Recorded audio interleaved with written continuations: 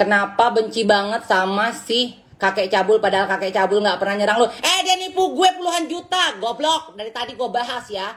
Puluhan juta duit gue ditipu sama dia ya. Hah? Mana? Puluhan juta. Bukan juta-jutaan lagi, puluhan juta. Ya, duit gue ditipu sama dia puluhan juta. Gue difitnah, gue ngebentak-bentak karyawan gue. Padahal marah sama karyawan gue aja gue nggak pernah. Apalagi ngebentak, ya. Ya, apalagi ngebentak ya. Marah aja gue nggak pernah sama karyawan gue, apalagi ngebentak. Kenapa gue sekarang speak up? Puluhan juta duit gue ditipu sama dia. Ya, puluhan juta ya. Lu pikir nyari duit puluhan juta itu gampang? Hah? Gue loh, baik sama dia loh. Dia dikenal sama orang karena gue loh, ya. Dia naik namanya karena gue loh, ya. Gue punya masalah semuanya karena dia loh, ya. Bukan karena gue ya. Gue punya masalah karena dia loh. Dia tukang setting semuanya ya. Hah? Puluhan juta duit gue bisa dimanfaatin, ditipu. Kasih materi lu posting. Lu posting gue kasih materi. Pokoknya lu tag gue, lu mention nama gue. Biar follower gue naik. Dia tukang suruh, dia tukang setting. Gimana ceritanya?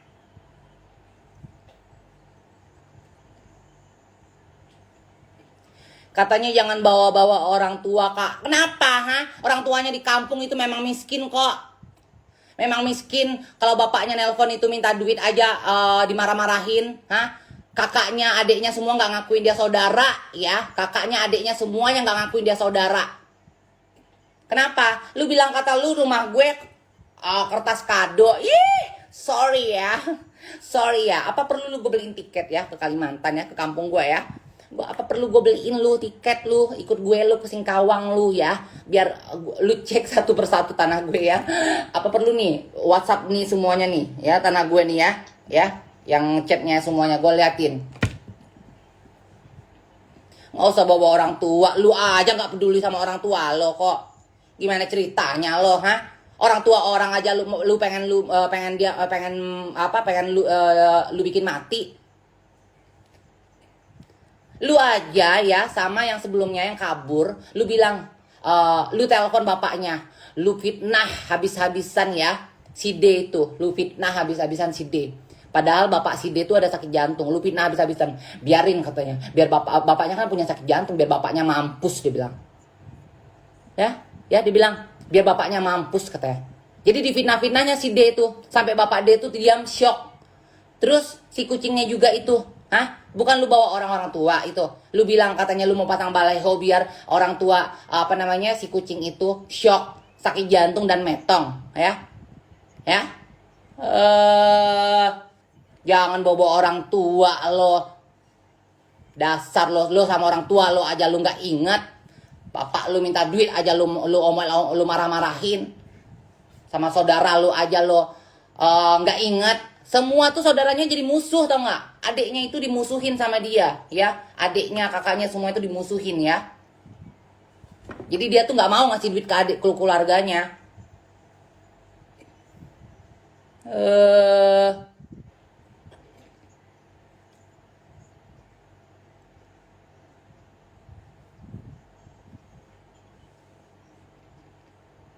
Sosokan lu mau jangan bawa orang tua. Sejak kapan lu peduli sama orang tua lo, ha? Sejak kapan lo peduli sama orang tua lo? Dasar lo kakek cabul. Lo aja orang tua yang lain aja lu sumpahin biar mampus. Lo mau bikin mampus, hah? Lu sumpahin biar mampus, kata lu mau lu bikin mati. Gimana ceritanya lu, hah? Nggak usah lu mau playing victim kayak gitu.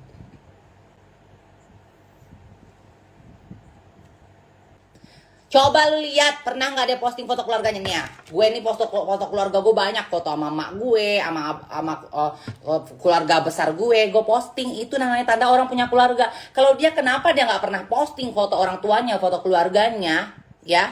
Karena sama keluarganya semuanya itu musuhan, ya? Sama adiknya, sama kakaknya musuhan, ya?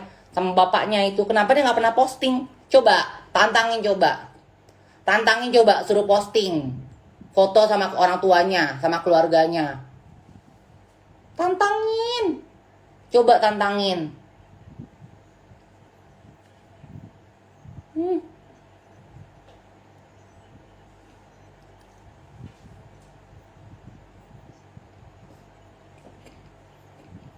Kalau orang yang sayang sama keluarga ya, itu pasti posting foto orang tua, posting foto keluarga besar pas lebaran. Lebaran dia pernah pulang kampung nggak? Nggak punya kampung. Hah? Lebaran pulang kampung nggak? Nggak punya kampung. Nggak diakuin, rumah juga nggak punya, gimana coba? Nggak diakuin.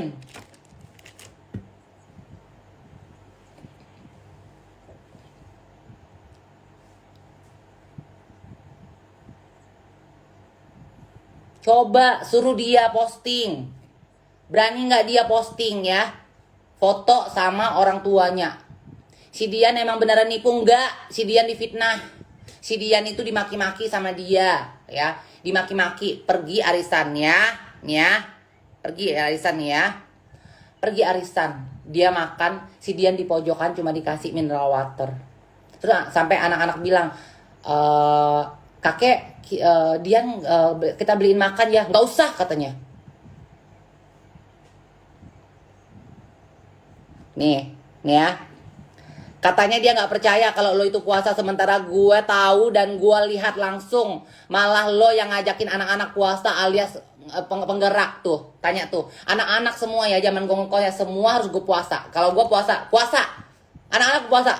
Kalau anak-anak nggak ada alasannya, ngantuk, ini puasa. Selalu gue suruh puasa. Olah nggak sholat aja gue omelin. Kakak omelin atau enggak lah? Gue omelin kalau dia nggak sholat ya. Bilangnya gue pura-pura puasa. Gue nih yang nggak ada sejarah puasa bolong ya, tahun ke tahun nggak ada sejarah gue puasa bolong. Emang lu nggak pernah puasa? Hah? Lu puasa, lu ngaku agama lu paling bagus, pinter agama. Hah? Apa? Puasa aja lu nggak pernah. Dian itu bener-bener apa namanya? Dia itu kalau bikin orang itu bener-bener kayak babu. Olah sini lah, maju lah. Sini ya. Kalau dia ya. Nih ya. Kita tanya sama Ola sebentar.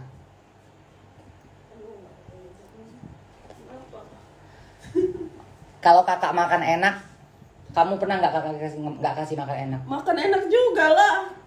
Kalau kakak makan di meja, kamu kakak suruh makan di mana? Di meja juga lah. Kalau misalkan kita makan di restoran, kamu kakak suruh duduk di mana? Di deket kakak lah. Lagi kakak shopping dibeliin baju. Kalau kakak shopping, kamu kakak beliin atau enggak? Dibeliin lah. Ya, gue nggak pernah menempatkan diri gue sebagai bos. Gue nggak pernah menempatkan diri gue sebagai owner sama semua karyawan gue. Makan gue ajak. Kalau misalnya siapa makan sama gue, ngikut, ayo makan bareng-bareng satu meja. Nggak ada. Kalau dia mah enggak. Kalau dia itu, kalau misalkan kayak asisten atau pembantu, nggak boleh duduk di meja, nggak boleh duduk di kursi, nggak boleh duduk sama dia, katanya nggak setara, beda kelas, ya, katanya beda kelas. Jadi kalau misalkan dia ngumpul-ngumpul nih ya, kalau kita kan kita ajak ya, kalau asisten atau apa, kalau Ola mah aku kenal-kenal sama teman-temanku, sama tukang makador apa semuanya, ayo kenalin semuanya, kita ajak makan bareng-bareng. Kalau dia nggak boleh. Kalau dia itu asistennya nggak boleh duduk bareng dia, dan dia makan enak, asistennya cukup dikasih air putih. Kalau kakak Mabora, Olah ikut Mabora nggak? Jengong, itu nggak boleh. Rumpi, dud. Oli rumpi.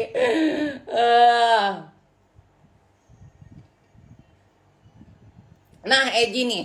Ini Eji nih yang bertahun-tahun ikut gue. Nih ya. Saksi hidup nih ya. Eji Diva. Yang bertahun-tahun ikut gue. Jelaskan Eji. Kalau kakak makan enak, kamu makan enak nggak? Kalau kakak nggak ada duit, kita sama-sama susah nggak? Tuh haram, Oli, nggak boleh, itu haram, ya nggak boleh. Lu tanya tuh ya, Ezi ya bertahun-tahun ikut gue ya, dari zaman dia kaleng sampai dia sekarang jadi perempuan, sampai teteknya udah nonjol besar teteknya ya. Tuh Sandy Kobayashi tuh saksi hidup tuh, tanya ya, pernah nggak gue membeda-bedakan? Jelas semua sama rata tuh, tanya Ezi Diva. Gak pernah gue beda-bedain ya. Makan enak gue, makan enak juga anak-anak ya. Kalau misalkan gue gak ada duit, ayo kita sama-sama susah. Sama-sama susah. Kalau misalkan kita cuma punya nasi sama ikan asin, ya udah berarti kita hari ini cuma makan nasi sama ikan asin aja. Kalau kita ada enak, ayo makan di restoran, makan di tempat mahal ya. Gak ada Gue nggak membeda-bedakan diri. Makanya kenapa ya orang yang ikut gue kerja semuanya awet, alhamdulillah, kecuali yang maling gue, yang nipu gue, itu yang bener-bener yang gue depak ya, bukan dia pergi sendiri, gue depak pun baik-baik. Gue bilang maaf, gue nggak bisa lagi eh, lu kerja sama gue karena gue kecewa. Gue nggak pernah ngebentak, even tanya tuh saksi hidupnya banyak ya, mantan manajer gue ya, mantan manajer gue maling duit gue tuh banyak banget, nipu gue banyak banget. Gue bilang udah Silvi, aku nggak bisa lagi ya kamu jadi manajer aku ya, kamu cari aja deh kehidupan kamu sendiri, kamu pegang orang lain aja, aku nggak mau lagi.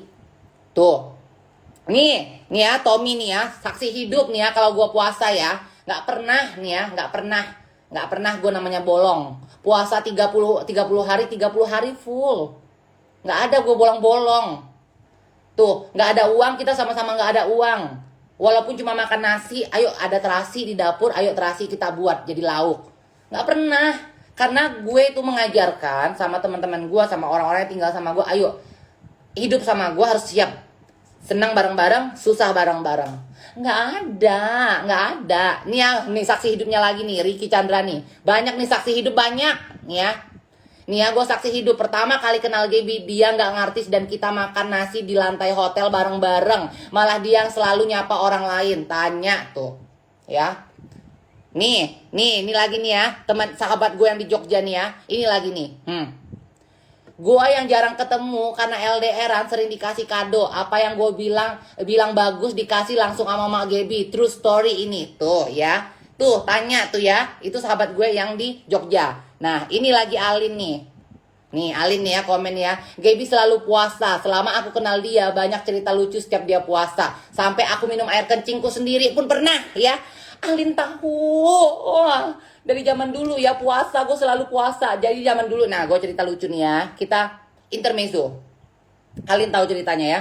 Intermezzo. Jadi dulu tuh gue puasa. Gue punya kos, itu kosan gue itu nggak ada toilet di kamar, toiletnya di luar. Jadi gue kan belum operasi tuh, gue belum operasi. Jadi gue kencing itu di botol. Karena kan kalau gue ngantuk kan, ya udah gue kencing di botol aqua tuh, di botol aqua gue kencing gitu. Taruhlah samping gitu, karena udah ngantuk gitu kan, taruh botol aqua tuh ada air kencing taruh di bawah. Jadi pas di saat gue bangun siang-siang itu, gue berasa kayak hari biasa bukan puasa karena itu awal-awal puasa. Terus gue liat botol aqua saking ngantuk ambil, gue glek. Pas gue liat itu kuning, ternyata air kencing gue sendiri gue minum ya. Alin tuh saksi hidup tuh ya. Zaman gue masih punya kenti, gue belum operasi, itu gue kencing di botol dan air kencing gue minum sendiri pas puasa, awal-awal puasa ya. Karena toilet gue itu di luar ya, di luar jadi nggak punya toilet di dalam kamar. Itu saksi hidupnya ya. Jadi dari zaman dulu tuh gue kalau puasa nggak ada cerita gue nggak puasa. Ya puasa 30 hari full gue nggak melakukan dosa. 30 hari full ya gue puasa.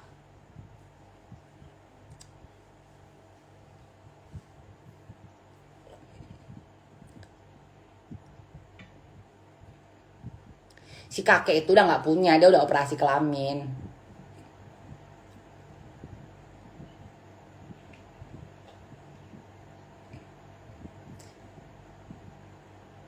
Itu kata ya emang Meki aku cetek kan aku ngomong sama kalian. Meki aku cetek tapi kan aku punya Meki bukan kayak dia.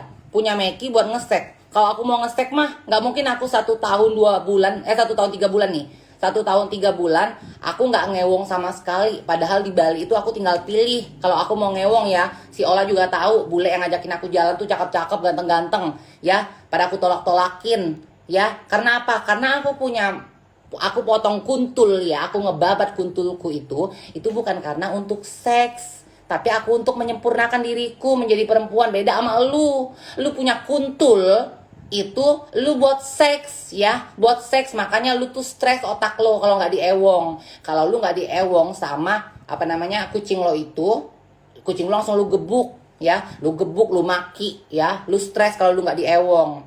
Kalau gue mah enggak, buktinya gue 1 tahun 3 bulan enjoy aja.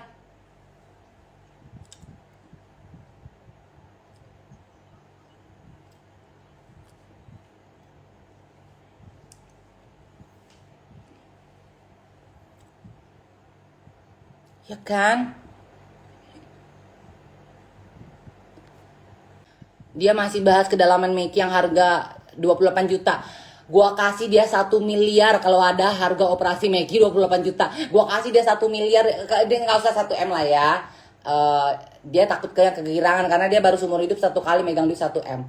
Gua kasih semua barang branded gue, gua kasih semua tanah gue nih, rumah gue ya, usaha gue, semua gue kasih sama dia kalau memang ada operasi Meki harga 28 juta. Ya, kalau ada ya. Tapi kalau misalkan kayak gue kan udah pernah sama kalian ngomong, harga Meki sama tetek gue itu habis nggak nyampe 150 juta, ya. Nggak nyampe 150 juta. Gue bilang kan, ya emang gue selalu bilang harga tetek gue Meki gue murah gitu. Kalau follower gue yang lama pasti pada tahu. Jadi kalau misalkan lu bilang harga Meki 28 juta, gue kasih semua yang gue punya, ya. Mana ada harga Meki 28 juta? Lu gila kalau harga Meki 28 juta. Udah banyak tuh bencong-bencong di Indonesia yang gak punya duit itu pada punya operasi ya. Gak usah, dia gak punya bahan lagi. Mau ngejatuhin aku gak punya bahan. Makanya dia fitnah-fitnah. Dia gak punya bahan. Dia gak punya bahan. Dia gak punya bahan buat ngejatuhin aku. Makanya di fitnahnya. Fitnah bahas Meki 28 juta. Fitnah aku tergila-gila sama kucingnya. Dia gak punya bahan. Coba kalau misalnya emang dia punya bahan, suruh aktifkan komentarnya.